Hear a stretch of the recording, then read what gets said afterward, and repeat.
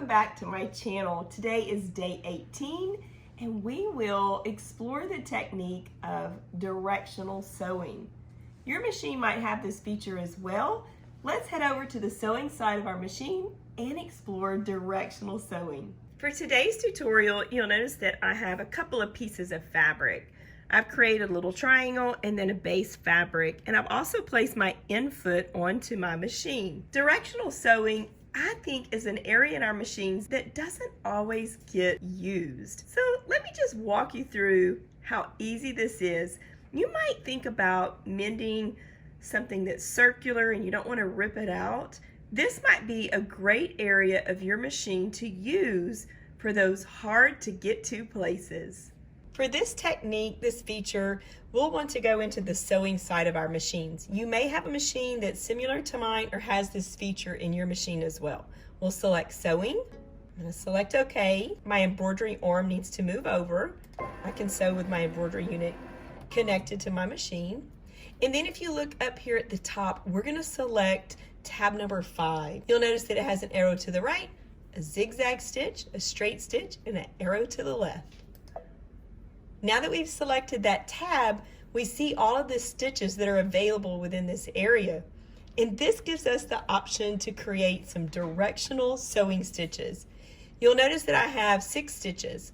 Here I have one that angles up at a 45-degree angle to the left, straight up, 45-degree angles to the right. Down here we have 45-degree angles down to the right, straight down, and 45-degree angles over to the left side and angled to the left. You'll notice here we can do straight stitches to the left and to the right, zigzag stitches from the left to the right, and then down here we can select zigzag stitches that are going up and down. But what I really want to show is how we can easily stitch with these stitches within these directions, and possibly you're sewing in a circular tube that gives you enough room to place it up underneath your presser foot, but you don't want to rip out the seam. You might think of a variety of other features to use this application within the machine.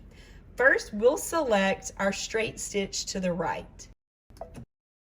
Notice right here, you have your infoot and that stitch sewing to the right. As we start stitching, you'll notice that we'll be stitching to the right.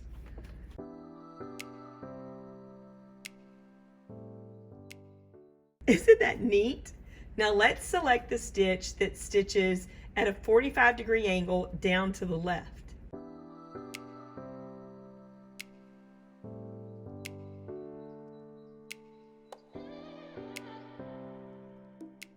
Let's stitch backwards.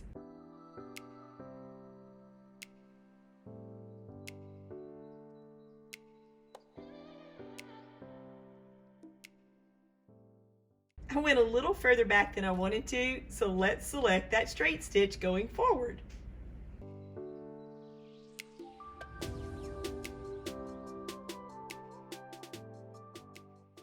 How about the zigzag stitch to the right?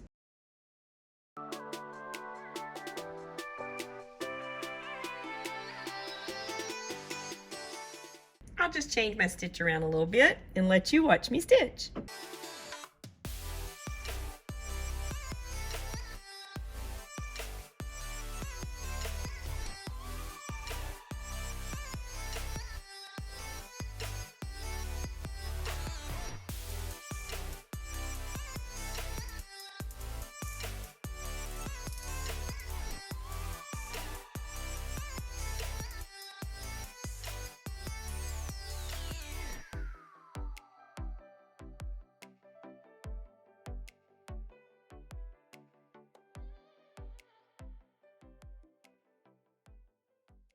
I think you may find a variety of uses for this application within your machine. I wanted to share these little techniques with you.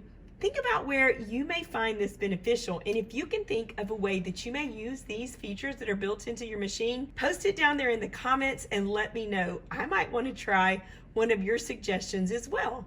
Thanks for watching. Make sure you show me your sew. Hashtag on Instagram, Sewtember. Join our Facebook group, and I'll see you tomorrow for day 19.